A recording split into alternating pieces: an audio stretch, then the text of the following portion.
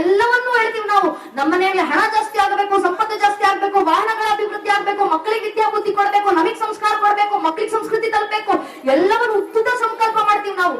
ಆದ್ರೆ ಇಡೀ ಜೀವನದಲ್ಲಿ ನಡೆಯುವಂತ ಅತಿ ಪ್ರಮುಖವಾದಂತ ಕೆಲಸ ಯಾವುದು ಅಂದ್ರೆ ವಿವಾಹ. ಒಬ್ಬ ಜೀವನದಲ್ಲಿ ಒಂದು ಸಾಮಾನ್ಯ ನಿತ್ಯ ಪೂಜೆಯನ್ನು ನಾವು ಸಂಕಲ್ಪ ಇಷ್ಟು ಉದ್ದ ಮಾಡ್ತೀವಿ, ಆದ್ರೆ ವಿವಾಹ ಮಾಡಿಸ್ಬೇಕಾದ್ರೆ ಸಂಕಲ್ಪ ಮಾಡೋದು ಏನ್ ಗೊತ್ತಾ? ಒಂದೇ ಒಂದು ಮಾತು, ಧರ್ಮ ಸಂಸ್ಕೃತಿ ಅಭಿವೃದ್ಧ್ಯರ್ಥಂ ವಿವಾಹಸ್ಯ ಪ್ರಯೋಜನ. ವಿವಾಹ ಮಾಡಿಸ್ತಿರೋದು ಹಣ ಜಾಸ್ತಿ ಆಗ್ಲಿ ಅಂತಲ್ಲ, ವಾಹನಗಳ ಮನೆಗಳು ಜಾಸ್ತಿ ಬರಲಿ ಅಂತಲ್ಲ, ಸಂಪತ್ತು ಜಾಸ್ತಿ ಆಗ್ಲಿ ಅಂತಲ್ಲ, ಆಸ್ತಿಗಳು ಹೆಚ್ಚಲಿ ಅಂತಲ್ಲ, ಧರ್ಮ ಸಂಸ್ಕೃತಿ ಮುಂದಿನ ಪೀಳಿಗೆಗೆ ತಲುಪಿಸ್ಲಿಕ್ಕೋಸ್ಕರ ಅನ್ನೋ ಒಂದೇ ಒಂದು ಕಾರಣದಿಂದ ಮಾಡಿಸ್ತಿರುವಂತ ಕಾರ್ಯ ಅದು ವಿವಾಹದ ಕಾರ್ಯ ಅಂತ. ಒಂದು ಮದುವೆ ಕಾರ್ಯಕ್ರಮ ಮಾಡಿಸಿದ್ದೀವಿ ಅಂದ್ರೆ ಮುಂದಿನ ಪೀಳಿಗೆಗೆ ಧರ್ಮವನ್ನು ಹಸ್ತಾಂತರಿಸುವಂತ ಕೆಲಸಕ್ಕೆ ಅಣಿಯಾಗಿದ್ದೀವಿ ನಾವು ಅಂತ ಅರ್ಥ. ಆ ಪರಂಪರೆ ನಮ್ಮ ಜೀವಂತವಾಗಿದೆ, ಇದು ಸುಮ್ಮನೆ ಅಲ್ಲ.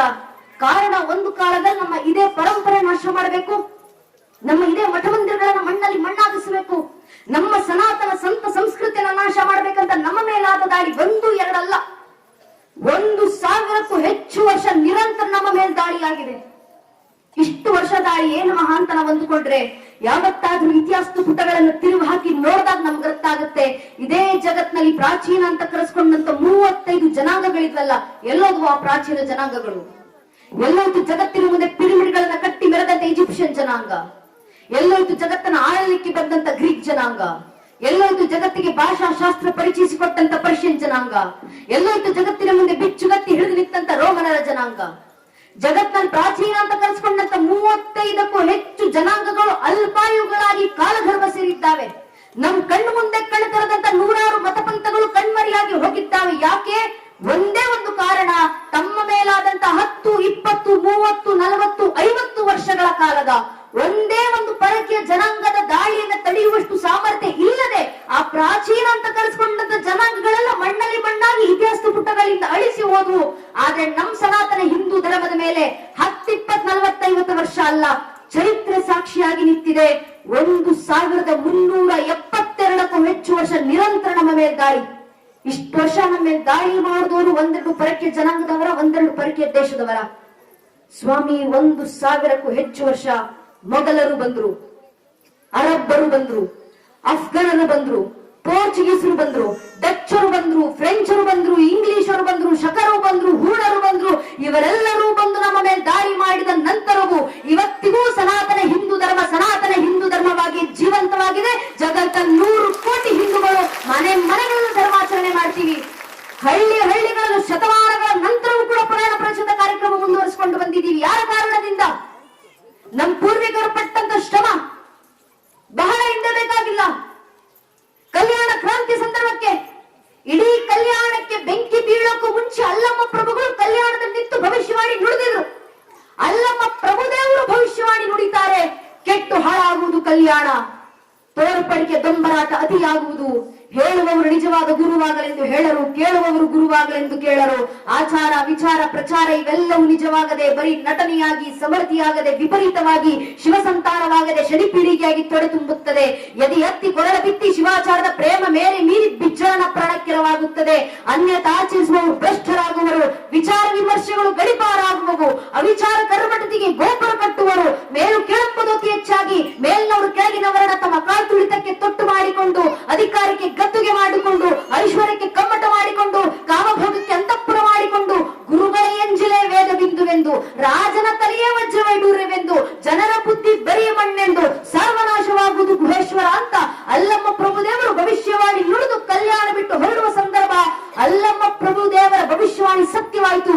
ಇಡೀ ಕಲ್ಯಾಣಕ್ಕೆ ಬೆಂಕಿ ಬಿದ್ದ ದೃಶ್ಯವನ್ನ ಕಂಡು ಬಸವಣ್ಣನವರು ಕಣ್ಣೀರಿಡುತ್ತಾ ಬರ್ತಾರೆ. ನಾನು ಬಂದ ಕಾರ್ಯಕ್ಕೆ ನೀವು ಬಂದಿರಯ್ಯ, ನೀವು ಬಂದ ಕಾರ್ಯಕ್ಕೆ ನಾನು ಬಂದೆನಯ್ಯ. ಕಲ್ಯಾಣ ಪ್ರಣತಿ ಆಯಿತು, ನಾನು ತೈಲವಾದೆ, ನೀವು ಬತ್ತಿಯಾದಿರಿ, ಪ್ರಭುದೇವರು ಜ್ಯೋತಿಯಾದರು, ಪ್ರಣತೆ ಒಡೆಯುತ್ತಯ್ಯ, ತೈಲ ಚೆಲ್ಲಿತಯ್ಯ, ಬತ್ತಿ ಜಾರಿತಯ್ಯ, ಜ್ಯೋತಿ ನೆಂದಿತಯ್ಯ, ನಿಮ್ಮ ಕೂಡಲ ಸಂಗಮ ದೇವ ಶರಣರಮನ ಹೊಂದಿತಯ್ಯ. ಕಣ್ಣೀರಿಟ್ಟರು ಬಸವಣ್ಣನವರು. ಆಗಲೂ ಅಲ್ಲಮ್ಮ ಪ್ರಭುಗಳು, ಆಗಲೂ ಅಲ್ಲಮ್ಮ ಪ್ರಭುದೇವರು, ನಿಮಗಾದರೂ ಶರಣರ ಬಾಂಧವ್ಯ, ನನಗೆ ಆ ಬಾಂಧವ್ಯವೂ ಇಲ್ಲ ಅಂತ ಎಲ್ಲವನ್ನೂ ತೋರಿದು ದೇಶಾಂತರ ಹೊರಡುವಂತ ಸಂದರ್ಭ. ಆ ಸಂದರ್ಭಕ್ಕೆ ಕಲ್ಯಾಣವೇ ಹೊತ್ತಿ ಉರಿತಾ ಇರಬೇಕಾದ್ರೆ ಕಲ್ಯಾಣದಲ್ಲಿದ್ದಂತ ಯಾವೊಬ್ಬ ಶರಣರು ಮನೆಯಲ್ಲಿದ್ದಂತ ಚಿನ್ನ ಬೆಳ್ಳಿ ವಜ್ರ ವೈಡೂರ್ಯ ಸಂಪತ್ತನ್ನು ರಕ್ಷಣೆ ಮಾಡ್ಕೊಂಡು ತರೋಣ ಯಾರು ಹೋಗ್ಲಿಲ್ಲ. ಇಡೀ ಕಲ್ಯಾಣಕ್ಕೆ ಬೆಂಕಿ ಬಿತ್ತು, ಕಲ್ಯಾಣದ ಮನೆ ಮನೆಗಳು ಸುಟ್ಟು ಹೋಗ್ತಿರುವಂತ ಸಂದರ್ಭದಲ್ಲಿ ಕಲ್ಯಾಣದಲ್ಲಿದ್ದಂತ ಒಬ್ಬೊಬ್ಬ ಶರಣರು ಕೈಗೆ ಸಿಕ್ಕಂತ ವಚನಗಳ ತಾಳೆಗರಿಗಳನ್ನ ಗಂಟು ಮೂಟೆ ಕಟ್ಟಿ ಕೈಲಿ ಹೊತ್ಕೊಂಡು ದಿಕ್ಕು ದಿಕ್ಕುಗಳಿಗೆ ಓಡೋಡಿ ಬಂದ್ರು. ಯಾಕೆ? ಜಗತ್ನಲ್ಲಿ ಏನ್ ಸುಟ್ಟು ನಾಶ ಆದ್ರೂ ಪರವಾಗಿಲ್ಲ, ನಮ್ಮ ಧರ್ಮ ಒಂದು ಸುಡುವಂತಿಲ್ಲ, ನಮ್ಮ ಪರಂಪರೆ ಸುಟ್ಟು ನಾಶ ಆಗುವಂತಿಲ್ಲ, ನಮ್ಮ ಸಂಸ್ಕೃತಿ ಅಳಿಸುವಂತಿಲ್ಲ. ನನ್ನ ನಿಮ್ಮ ಪೂರ್ವಿಕರಿ ಶಾಮದಾಮ್ ದಂಡಭೇದ ಯಾವ ರೀತಿ ಆದ್ರೂ ಪರವಾಗಿಲ್ಲ, ಇದೊಂದು ಹಿಂದೂ ಧರ್ಮ ಉಳಿಸಿದರೆ ಸಾಕು, ಉಳಿಸಿ ಮುಂದಿನ ಪೀಳಿಗೆಗೆ ತಲುಪಿಸಿದರೆ ಸಾಕು ಅಂತ ಧರ್ಮದ ಉಳಿವಿನ ಪರವಾಗಿದ್ದಂತ ತುಳಿತ ಅಂತದ್ದು. ಅಷ್ಟು ಶತಮಾನಗಳ ಸಂಘರ್ಷಗಳನ್ನು ಪಟ್ಟು ನಮ್ಮ ಪೂರ್ವಿಕರು ಧರ್ಮ ಉಳಿಸಿ ನಮ್ಮ ಕೈ ಕೊಟ್ಟಿದ್ದಾರೆ. ಅಕ್ಕ ನಾಗಲಾಂಬಿಕೆ ಅಂತವರು ಸ್ವಾಮಿ ಒಂದು ಕಾಲದಲ್ಲಿ 90 ವರ್ಷದ ವಯೋವೃದ್ಧೆ ಬೆನ್ನ ಮೇಲೆ ವಚನಗಳ ತಾರೀಖಗಳನ್ನು ಹೊಡ್ಕೊಂಡು ಕರ್ನಾಟಕದ ದಿಕ್ಕು ದಿಕ್ಕುಗಳಿಗೆ ತಿರುಗಾಡಿದ್ದಾರೆ. ಇದೊಂದು ವಚನಗಳ ರಕ್ಷಣೆ ಆಗಬೇಕು, ಮುಂದಿನ ಪೀಳಿಗೆಗೆ ತಲುಪಿಸಬೇಕು. ಚನ್ನಬಸವಣ್ಣನವರಂತವರು ಸಹ್ಯಾದ್ರಿ ಶಿಖರದಲ್ಲಿ ಕೂತು ವಚನಗಳ ಸಂರಕ್ಷಣೆ ಮಾಡಿಕೊಟ್ಟಿದ್ದಾರೆ. ದಿಕ್ಕು ದಿಕ್ಕುಗಳಿಗೆ ಹರಿದು ಹಂಚು ಹೋಗಿದ್ದಂತ ವಚನಗಳ ಮತ್ತೆ ಸಂಗ್ರಹ ಮಾಡಬೇಕು ಅಂತ ಶೂನ್ಯ ಸಂಪಾದಕರು ಎದ್ದು ಬಂದು ಅದನ್ನ ಸಂಗ್ರಹಿಸಿ ನಮ್ಮ ಕೈಗೆ ಕೊಟ್ಟು ಹೋದ್ರು. ಪ್ರತಿಫಲ ಇಲ್ಲಿ ಕೂತು ಪುರಾಣ ಪ್ರವಚನ ಕೇಳುವಂತ ಸೌಭಾಗ್ಯ ನಮದಾಗಿದೆ. ಅಷ್ಟು ಸಮರ್ಪಣೆ ನಮ್ಮ ಪೂರ್ವಿಕರದು. ಅವರ ಸಮರ್ಪಣೆ, ಅವರ ಶ್ರಮ ವ್ಯರ್ಥ ಆಗುವಂತಿಲ್ಲ. ಹಿಂದೂ ಧರ್ಮ ಉಳಿಸಿ, ಹಿಂದೂ ಧರ್ಮವನ್ನು ಉಳಿಸಿ ನಮ್ಮ ಪೂರ್ವಿಕರು ಧರ್ಮ ನಮ್ಮ ಕೈ ಕೊಟ್ಟು ಹೋಗಿದ್ದಾರೆ. ನಮ್ಮ ಕೈಲಿರುವಂತ ಧರ್ಮ ಇದೇ ರೀತಿ ರಕ್ಷಣೆ ಮಾಡಿ ಮುಂದಿನ ಪೀಳಿಗೆಗೆ ತಲುಪಿಸುವಂತ ಕರ್ತವ್ಯ ನಮ್ಮದು. ಈಗ ಬರುವಂತ ಪ್ರಶ್ನೆ, ನಾವು ಹೇಗೆ ಧರ್ಮ ರಕ್ಷಣೆ ಮಾಡೋದು? ನಮ್ಮ ಪೂರ್ವಿಕರು ಶ್ರಮ ಪಟ್ರು, ನಮ್ಮ ಕೈಯಲ್ಲಿ ಧರ್ಮ ಇದೆ, ಇರೋ ಧರ್ಮ ಉಳಿಸ್ಬೇಕು, ನಾವೇ ಉಳಿಸೋದು?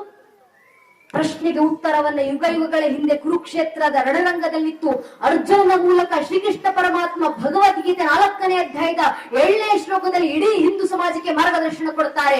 ಯದಾ ಯದಾ ಈ ಧರ್ಮಸ್ಯ ಗ್ಲಾನಿರ್ಭವತಿ ಭಾರತಃ ಅಭ್ಯುತ್ಥಾನಮ ಧರ್ಮಸ್ಯ ತದಾತ್ಮನುಜಾಮ್ಯಂ ಪರಿತ್ರಾಣಾಯ ಸಾಧುರ್ ವಿನಾಶ ದುಷ್ಕೃತ ಧರ್ಮ ಸಂಸ್ಥಾಪನಾರ್ಥಾಯ ಸಂಭವಾಮಿ ಯುಗೆ ಯುಗೆ. ಯುಗ ಯುಗಕ್ಕೂ ಧರ್ಮ ರಕ್ಷಣೆಗೆ ನಾನೇ ಅವತರಿಸಿ ಬರ್ತೀನಿ. ಆದ್ರೆ ಕಲಿಯುಗದಲ್ಲಿ ಧರ್ಮ ರಕ್ಷಣೆಗೆ ಯಾವ ಅವತಾರ? ಕೃಷ್ಣ ಪರಮಾತ್ಮ ಭಗವದ್ಗೀತೆಯನ್ನು ಮುಂದುವರಿಸಿ ಹೇಳ್ತಾರೆ, ಕಲಿಯುಗದ ಅಂತ್ಯದಲ್ಲಿ ಕಲಿಕೆ ಅವತಾರ. ಆದ್ರೆ ಕಲಿಯುಗ ನಡೀತಾ ಇರಬೇಕಾದ್ರೆ ಕಲಿಯುಗದೊಳಗೆ ದೇಶ ಧರ್ಮ ರಕ್ಷಣೆಗಿರೋದು ಒಂದೇ ಒಂದು ಅವತಾರ, ಅದು ಸಂಘೇ ಶಕ್ತಿ ಕಲಿಯುಗೆ. ಸಂಘಟಿತ ಬಲದಿಂದ ಮಾತ್ರ ಕಲಿಯುಗದಲ್ಲಿ ಧರ್ಮ ರಕ್ಷಣೆ ಆಗ್ಲಿಕ್ಕೆ ಸಾಧ್ಯ. ಆದ್ರಿಂದ ಸಂಘಟಿತರಾಗಿ ಬನ್ನಿ ಹಿಂದೂ ಸಮಾಜ. ಆದ್ರೆ ನಮ್ಮ ದೌರ್ಭಾಗ್ಯ, ಹೇಳಿಕೊಳ್ಳಿಕ್ಕಿದ್ದೀವಿ ಜಗತ್ನ 100 ಕೋಟಿ ಹಿಂದೂಗಳ ಜನಸಂಖ್ಯೆ, ಆದ್ರೆ ಅದರಲ್ಲಿ ಒಬ್ಬ ಹಿಂದುವಿನ ಮುಂದೆ ನಿಂತಿವತ್ತು ನೀನ್ ಯಾರಪ್ಪ, ನೀನ್ ಯಾವ ಸಮಾಜಕ್ಕೆ ಸೇರಿದವನು, ನಿನ್ನ ಪರಿಚಯ ಏನು ಅಂತ ಕೇಳಿದ್ರೆ ಹಿಂದುವಿನ ಬಾಯಿನಲ್ಲಿ ಧರ್ಮದ ಹೆಸರು ಬರೋಕ್ಕೂ ಮುಂಚೆ ಜಾತಿ ಹೆಸರು ಬಂದಿರುತ್ತೆ. ಒಬ್ಬ ಹಿಂದೂ ಹಿಂದೋಗಕ್ ಮುಂಚೆ ಒಬ್ಬ ಹಿಂದೂ ಬ್ರಾಹ್ಮಣ ಆಗ್ತಾರೆ, ಒಬ್ಬ ಹಿಂದೂ ಲಿಂಗಾಯತರಾಗ್ತಾರೆ, ಒಬ್ಬ ಹಿಂದೂ ಕುರುಬರಾಗ್ತಾರೆ, ಒಬ್ಬ ಹಿಂದೂ ಗೌಡ್ರಾಗ್ತಾರೆ, ಒಬ್ಬ ಹಿಂದೂ ನಾಯಕ್, ಒಬ್ಬ ಹಿಂದೂ SC, ಒಬ್ಬ ಹಿಂದೂ ST, ಒಬ್ಬ ಹಿಂದೂ ಶೆಟ್ಟಿ, ಒಬ್ಬ ಹಿಂದೂ ಪೂಜಾರ್, ಒಬ್ಬ ಹಿಂದೂ ಮರಾಠ, ಒಬ್ಬ ಹಿಂದೂ ಬನಿಯಾ, ಒಬ್ಬ ಹಿಂದೂ ಜಾಟ್, ಒಬ್ಬ ಹಿಂದೂ ಮಾಹರ್, ಒಬ್ಬ ಹಿಂದೂ ರಾಜ್ಪೂತ್. ಹಿಂದೂ ಆಗೋದ್ ಯಾವಾಗ? ನಾವ್ ಹಿಂದೂಗಳ ಅರ್ಥ ಮಾಡ್ಕೊಳ್ಬೇಕು. ನಮ್ ಜಾತಿ ಯಾವುದೇ ಇರ್ಲಿ, ಆ ಜಾತಿಗಳ ಮೇಲೆ ನಾವಿಟ್ಟಿರುವಂತ ಜಾತಿ ಪ್ರೇಮ ಎಷ್ಟೇ ವಿಶಾಲವಾಗಿರ್ಲಿ, ನಮ್ಮ ಜಾತಿ ನಮ್ಮ ಮನೆಯ ದೇವರ ಕೋಣೆ ಒಳಗೆ ಸೀಮಿತವಾಗಿರ್ಬೇಕು. ನಮ್ಮ ರಾಜಕೀಯ ಆಸಕ್ತಿ ಯಾವುದೇ ಇರಲಿ, ನೀವ್ ಯಾವ ರಾಜಕೀಯ ಪಕ್ಷಕ್ಕೆ ಬೇಕಾದ್ರೆ ಕೆಲಸ ಮಾಡ್ಕೊಳ್ಳಿ, ನೀವು ಯಾವ ರಾಜಕೀಯ ಪಕ್ಷದ ಕಾರ್ಯಕರ್ತ ಅಂತ ಬೇಕಾದ್ರೆ ಹೇಳ್ಕೊಂಡು ತಿರುಗಾಡಿ. ಆದ್ರೆ ನಮ್ಮ ರಾಜಕೀಯ ಆಸಕ್ತಿ ನಮ್ಮ ಮನೆ ಬಾಗಿಲಿನ ಒಳಗೆ ಸೀಮಿತವಾಗಿರಬೇಕು. ಪ್ರತಿಯೊಬ್ಬ ಹಿಂದೂ ತನ್ನ ಮನೆಯ ದೇವರ ಕೋಣೆ ದಾಟಿ ಮನೆಯ ವಸ್ತು ಬಿಟ್ಟು ಹೊರಗೆ ಬರಬೇಕಾದ್ರೆ ಜಾತಿ, ಉಪಜಾತಿ, ಮತ, ಪಂಥ, ಪಂಗಡ, ಕುಲ, ಗೋತ್ರ, ರಾಜಕೀಯ ಆಸಕ್ತಿ, ತತ್ವ, ಸಿದ್ಧಾಂತ ಎಲ್ಲವನ್ನ ಮರೆತು ಹೆಗಲ ಮೇಲೆ ಒಂದು ಕೇಸರಿ ಶಾಲು, ಹಣೆ ಮೇಲೆ ಕೇಸರಿ ತಿಲಕ ಇಟ್ಕೊಂಡು ನಾವೆಲ್ಲ ಹಿಂದೂ, ನಾವೆಲ್ಲ ಒಂದು ಅನ್ನೋ ಭಾವನೆ ಮನೆ ಬಿಟ್ಟಾಗ ಮಾತ್ರ